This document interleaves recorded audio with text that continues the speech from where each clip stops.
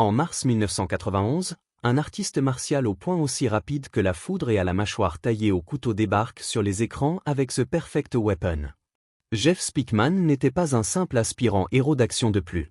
Paramount Pictures avait misé gros sur lui, en lui offrant un contrat inédit de 4 films et en écrivant, pour la toute première fois de son histoire, un scénario taillé sur mesure pour un acteur. Les critiques saluaient l'authenticité de son kenpo, les fans se pressaient dans les salles. Tout semblait indiquer que Speakman allait devenir le prochain Steven Seagal ou Jean-Claude Van Damme. Et puis, presque du jour au lendemain, il a disparu du sommet d'Hollywood. Que s'est-il passé? L'histoire mêle un mentor disparu, une guerre de pouvoir au sein d'un studio, et un film d'action qui aurait dû faire de Speakman une star, mais qui a plutôt propulsé Keanu Reeves vers la gloire. Avant d'aller plus loin, abonnez-vous à la chaîne pour ne rater aucune de ces histoires méconnues d'Hollywood.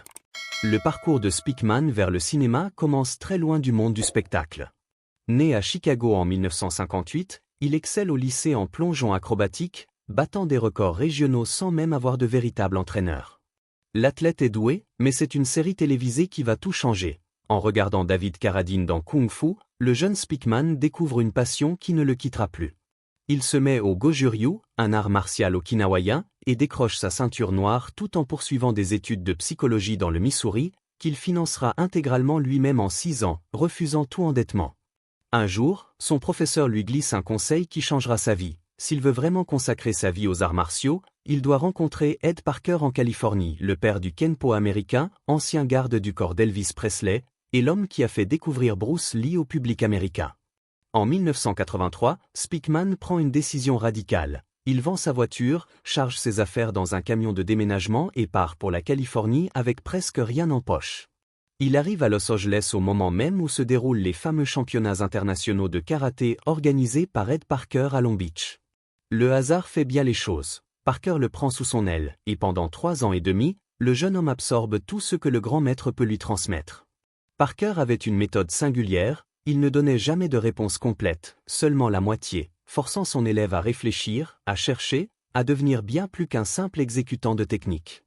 En 1988, Speakman obtient sa ceinture noire 4e dan directement des mains de Parker et se met à enseigner dans un dojo de Los Angeles, sans se douter qu'Hollywood l'observait déjà.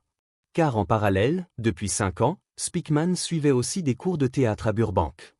L'un de ses professeurs, également scénariste et producteur ayant travaillé sur Kickboxer avec Van Damme, apprend son passé de karatéka et vient assister à un de ses cours.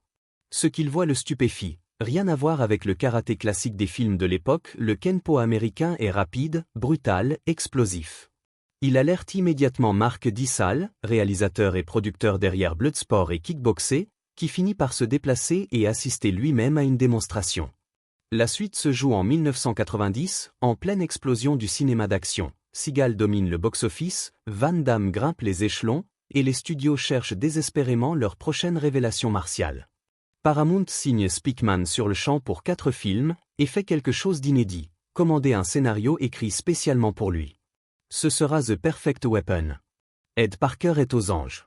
Lui et son élève vont faire découvrir le kenpo au monde entier.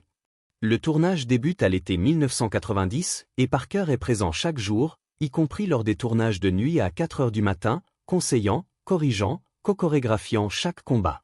Le résultat est unique pour l'époque, des combats réalistes et brutaux, où Speakman encaisse réellement les coups et intègre les dégâts subis dans la suite de l'affrontement loin des héros invincibles habituels du genre.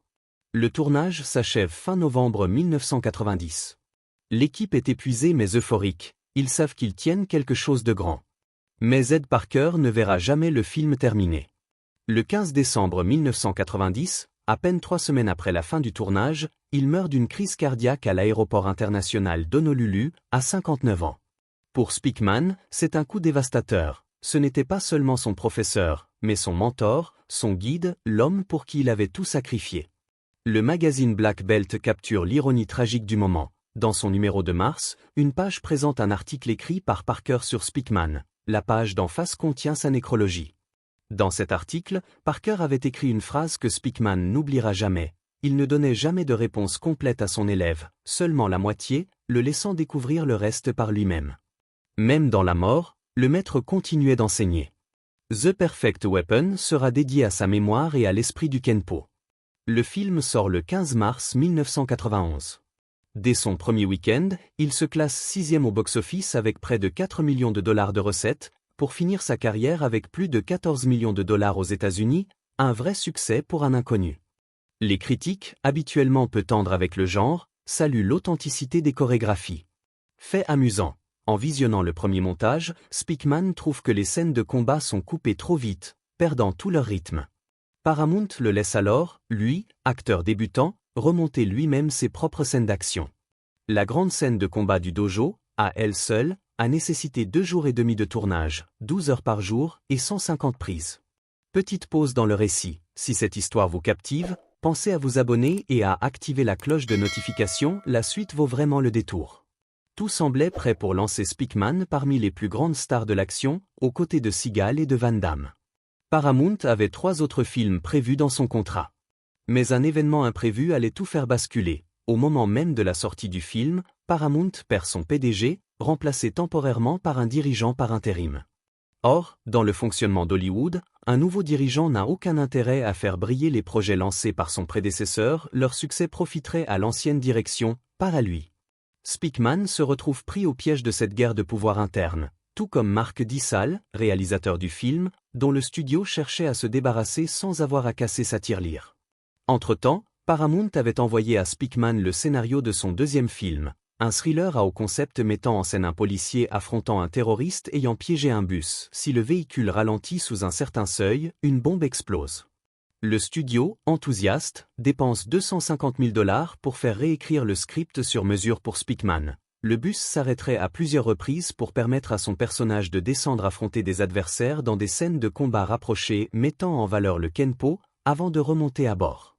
Speakman et son équipe collaborent activement à ce développement.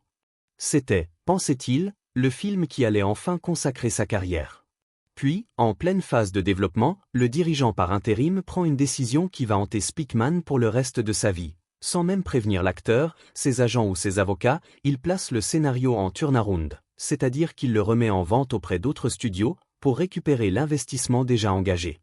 Le lendemain, les agents de Speakman découvrent la nouvelle et s'affolent. Comment un studio peut-il revendre un scénario qu'il a lui-même choisi, financé et réécrit spécifiquement pour son acteur? Le dirigeant, réalisant son erreur, tente de racheter le script, mais la 20th Century Fox, qui vient de le récupérer, refuse catégoriquement de le rendre. Ce scénario, celui qui devait être le 2e film de Speakman chez Paramount, sortira finalement en 1994. Il s'appelle Speed. Il met en vedette Keanu Reeves et Sandra Bullock, rapporte plus de 350 millions de dollars dans le monde, et propulse les 2 acteurs au rang de superstars. Speed lance véritablement la carrière de Keanu Reeves, qui deviendra quelques années plus tard une légende du genre grâce à Matrix. Dans une interview ultérieure, Speakman confiera avec une franchise brutale. Ce film a fait de Keanu Reeves une star, et sa perte a littéralement mis fin à sa propre carrière. Le contrat de 4 films s'effondre. Speakman se retrouve livré à lui-même, regardant un autre acteur incarner le rôle qui aurait dû être le sien. Son film suivant, Street Night, ne sortira qu'en 1993, 2 ans plus tard, une éternité dans l'industrie du cinéma. Produit par la Canon Film, alors au bord de la faillite, il ne bénéficie que d'une sortie limitée aux États-Unis et sort directement en vidéo au Royaume-Uni. Les films suivants, The Expert en 1995, Deadly Outbreak en 1996, et bien d'autres jusqu'au début des années 2000 connaissent tous le même sort, la sortie directe en vidéo. Pourtant, Speakman ne s'effondre pas. Il avait retenu une leçon essentielle des 3 années et demie passées auprès d'Ed Parker. Les arts martiaux ne se résument pas au combat, mais à la discipline, à l'adaptation et à la persévérance. Il fonde alors l'American Kenpo Karate System, une organisation internationale qui comptera plus de 50 écoles. Il continue de gravir tous les échelons, sans jamais brûler d'étape, et entre au Black Belt Hall of Fame en 1993 comme instructeur de l'année. En 2009, il reçoit le prix Silver Life Achievement du Master Hall of Fame. Puis, en 2013, 22 ans après The Perfect Weapon, Speakman affronte le plus grand combat de sa vie, un cancer de la gorge de stade 4. Les médecins lui donnent environ une chance sur 2 de survivre. Il venait tout juste de signer pour un rôle dans Expendables 3, l'occasion tant attendue de partager l'écran avec les légendes de l'action devenues stars pendant qu'il tournait dans l'ombre. Le traitement est un calvaire, chimiothérapie, radiothérapie, une sonde d'alimentation et une perte de 32 kilos. Il y a des moments où il veut tout arrêter, mais son oncologue, avec la même fermeté qu'aurait eu Ed Parker, lui rappelle qu'on ne peut pas abandonner à mi-chemin. Speakman puise dans des décennies de discipline martiale pour tenir bon. En 2014, il est déclaré guéri. Loin de se reposer sur ses lauriers après avoir vaincu la maladie, il crée le Kenpo 5.0, une évolution du système traditionnel intégrant des techniques de combat au sol, exactement ce qu'Ed Parker souhaitait, ne jamais figer l'art, mais le faire évoluer. Le Kenpo 5.0 devient un phénomène mondial, présent dans 18 pays.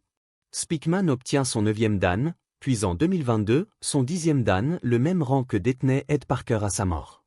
Il est devenu, comme son maître l'avait prédit, l'avenir du Kenpo. Aujourd'hui, Speakman ne semble porter aucune amertume envers Hollywood. Avoir frôlé la mort lui a donné une perspective nouvelle. Quand on vous annonce qu'il ne reste qu'une chance sur 2, perdre un rôle de cinéma ne ressemble plus vraiment à une tragédie. Il aime rappeler que la vie est courte, et que ce qui compte vraiment, c'est le caractère qu'on met à disposition des autres, pas la gloire ni l'argent. Alors, une question demeure. Et si Speed avait été le film de Jeff Speakman? Aurions-nous eu le Kenpo 5.0? Des dizaines de milliers de pratiquants à travers le monde auraient-ils appris ce système modernisé s'il avait plutôt enchaîné les suites hollywoodiennes? Ed Parker est mort 3 semaines après la fin du tournage, sans jamais voir le film qui devait consacrer son élève. Mais peut-être avait-il pressenti quelque chose de plus grand, que Speakman n'était pas destiné à devenir le prochain Van Damme ou Seagal, mais le prochain Ed Parker, celui qui porterait le Kenpo américain vers l'avenir. The Perfect Weapon a rapporté 14 millions de dollars, puis Jeff Speakman a disparu d'Hollywood presque du jour au lendemain. Mais il n'a jamais disparu du monde des arts martiaux.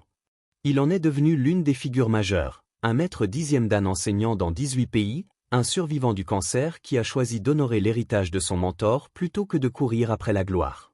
Si cette histoire vous a plu, n'hésitez pas à liker la vidéo, à vous abonner et à partager ce récit méconnu avec quelqu'un qui aime le cinéma d'action, et on se retrouve très vite pour une nouvelle histoire.